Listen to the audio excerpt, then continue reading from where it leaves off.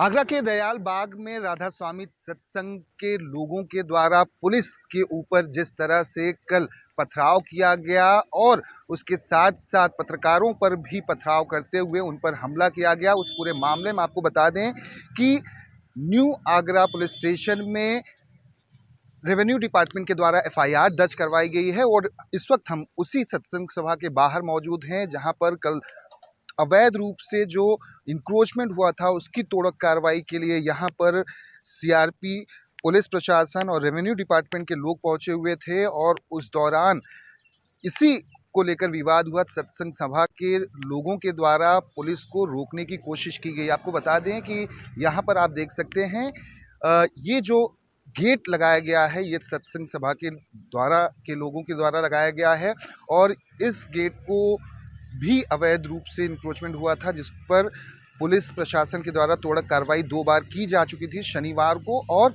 रविवार को। लेकिन जब रविवार को पहुंचती है टीम यहाँ पर तो उसके बाद जाकर टीम पर हमला हो जाता है और महिलाओं को, बच्चों को आगे रखा जाता है, जिससे कि पुलिस प्रशासन आगे की तरफ ना बढ़ पाए। वहीं आपको बता दें कि इस पूरे मामले में जो सत्संग सभा के अध्यक्ष हैं और उपाध्यक्ष हैं उनके खिलाफ भी अब आने वाले समय में कार्रवाई की जानी है। वहीं आपको बता दें कि ये जो राधा स्वामी सत्संग सभा के अध्यक्ष हैं गुरु प्रसाद सूद, उपाध्यक्ष प्रेम प्रकाश श्रीवास्तव और अनूप श्रीवास्तव, इनके ऊपर भू माफिया के रूप में चिन्हित इन्हें किया गया है।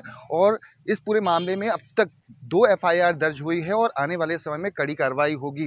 और ऐसे में आप देख सकते हैं यहाँ पर अलग अलग नोटिस बोर्ड भी यहाँ पर लगाए जा रहे हैं, जिसमें साफ तौर पर यहाँ पर हम एक बार दिखाने की कोशिश करते हैं कि यह दयाल बाग की निजी संपत्ति है और यह अनाधिकृत प्रवेश करना जुर्म है। यानी कि अभी भी सभा के लोगों के द्वारा ये पोस्टर लगाया जा रहा है। हालांकि पुलिस ने बहुत बेहद ही महत्वपूर्ण 6 दिनों का वक्त दिया है, यानी कि 1 हफ्ते में सभा के लोगों के द्वारा ज़रूरी जो दस्तावेज हैं वो डीएम को सौंपने होंगे।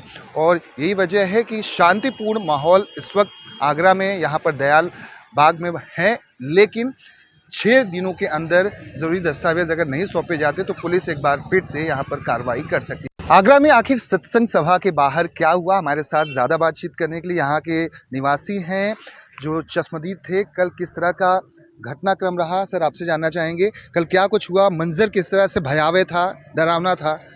बहुत भयानक था और ये प्रशासन भी आया हुआ था गए थे और ये मतलब इन सत्संगियों ने बच्चों को आगे कर दिया था। बच्चों को, महिलाओं को, बुजुर्गों को आगे कर दिया था, बाकी डंडे लेके, लाठी लेके पीछे खड़े हुए थे। फिर मीडिया वालों को भी मारा है उन्होंने, पुलिस पे भी हाथापाई करी थी, कई पुलिस वालों को जख्मी हुए हैं काफ़ी, उसमें डंडे में कीले लपेटी हुई थी, उसमें उससे मारा पीटा है। उसके बाद में फिर ये हमें तो फिर भगा दिया था यहाँ से, फिर बैरिकेडिंग कर दी, फोर्स आया था और बुलाया था। ये कह रहे हैं कि हमने कब्जा नहीं किया, अवैध इंक्रोचमेंट नहीं है, लेकिन यहाँ के जो बहुत सारे ग्रामीण हैं जिनकी 100 एकड़ से ज्यादा जमीन कब्जा की गई है पिछले 100 सालों से। हकीकत है, ये हकीकत है, जमीन कब्जा करी गई है, सारे रास्ते बंद कर दिए हैं इन्होंने, ग्रामीणों को निकलने नहीं दिया रहा है, जो रोड से चक रोड से पानी बंद कर दिया, सब कुछ बंद कर दिया, इन्हें पानी नहीं निकलने देते, पानी जमुना जी तक घेर ली इन्होंने आधी पूरी। इस वक्त हम मौजूद हैं आगरा के खासपुरा गांव में और हमारे साथ यहाँ के तमाम ग्रामीण हैं जिनकी ज़मीनों को भी सत्संग सभा के द्वारा कब्जा किया गया। पुलिस प्रशासन अवैध इंक्रोचमेंट को हटाने के लिए पहुंचा हुआ था। जब पुलिस पर पथराव हुआ, महिलाओं और बच्चों को आगे कर दिया गया, बुजुर्गों को आगे कर दिया गया, जिससे कि पुलिस अपनी जो तोड़क कार्रवाई है उसे अंजाम ना दे सके। पहले हम फिनिशिंग दिखाने की कोशिश करते हैं कि कटीले जो तार है वो किस तरह से सत्संग सभा के द्वारा पूरे हिस्से में लगाए गए हैं। तकरीबन 100 एकड़ से ज़्यादा की ज़मीन है, 1000 एकड़ में। और ऐसे में 1000 एकड़ में ग्रामीणों की समस्या ये है, ग्रामीणों के नहर का पानी बंद कर दिया गया, जो रास्ते थे ग्रामीणों के वो बंद कर दिए गए और अवैध रूप से इंक्रोचमेंट ना सिर्फ आपको बता दें ये 10-20 सालों में हुआ है, तकरीबन 100 सालों में अवैध इंक्रोचमेंट बड़े पैमाने पर हुआ है। और उसी को लेकर पहली बार बड़ी कार्रवाई के लिए पुलिस प्रशासन पहुंचा हुआ था। हमारे साथ यहाँ के बुजुर्ग हैं, सर आपसे आपका नाम जानना चाहिए। हाँ, हमारे यहाँ का जो सबसे बड़ी समस्या ये सारे, मेरा नाम कमल सिंह है, खासपुर का रहने वाला हूँ। यहाँ की समस्या सारे चक रोड जितने हैं कि गांव के, ये खासपुर के, सिकंदरपुर के, तलफीनरा, लालगढ़ी, सारे रोड सब जगह के चौका कर रखे हैं इन लोगों ने। और जगनपुर बेला, जगनपुर गांव के सारे चारों ओर जो है जितनी जमीन है सब जिनने अवैध घेरी हुई है। बुजुर्गों को वो जो अंग्रेज जैसी जो है चारा दे दिया, ये जो है उन्हें कपड़े दे दिए, दवाई दे दी और खाने को राशन वगैरह दे दिया, महीना 2 महीने 6 महीने। बाबा क्या करोगे इस जमीन का, जो गौचारे में दे दो। तो बाबा अनपढ़ थे, बाबा ने कही चलो 2 बीघा ले लो, 2 की 200 बीघा अंगूठा ठकवा लिया। इस तरीके से इन लोगों ने जो गुमराह कर करके बुजुर्गों को, और सारी जमीन हड़पी हुई है इनके पास, कोई बनामा नहीं है इनके पास में कहीं पे भी कोई। कल का जो घटनाक्रम हुआ उसके बारे में कुछ बता सकते हैं कि हाँ, किस तरह से भयावह मंजर था पूरे हिस्से में, पूरे ग्रामीण हिस्सों में? पूरे जो है कल का वो था कि जो है वहाँ से चकरोड है, जो है 30 फुट का नक्शे में जो है बसेरा कॉलोनी के लिए चकरोड जो चकबंदी से पहले का जो है उसमें नक्शे में है, आज भी नक्शे में है। और जो है उसे उस जो है 2 दिन पहले तोड़ के गए थे और उनने फिर जो है लगा दिया।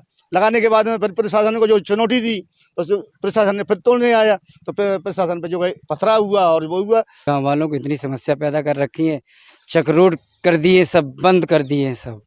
कहीं से भी आप गांव वाले जाते हैं परेशान हो, इनका काफिला निकलता है तो आप ये समझ लो कि रास्ते में जो पड़ता है वो समझ लो उसकी मार पड़नी है।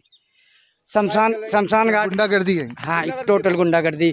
और शमशान घाट पे मुर्दा बेचारा जाता है तो इतनी कारें लगी होती हैं, इतनी मोटरसाइकिल लगी होती है कि एक आदमी नहीं निकल पाता है। आप जब चाहो तब उसको प्रकट रूप में देख लीजिए। इनकी गुंडागर्दी की तो सारे रिकॉर्ड इन्होंने तोड़ दिए। मैं तो योगी सरकार का बहुत बहुत धन्यवाद देना चाहता हूँ और योगी प्रशासन को बहुत बहुत धन्यवाद देना चाहता हूँ कि जिन्होंने इन चारों गांव वालों की समस्या को सुना। तकरीबन कितनी जमीन है?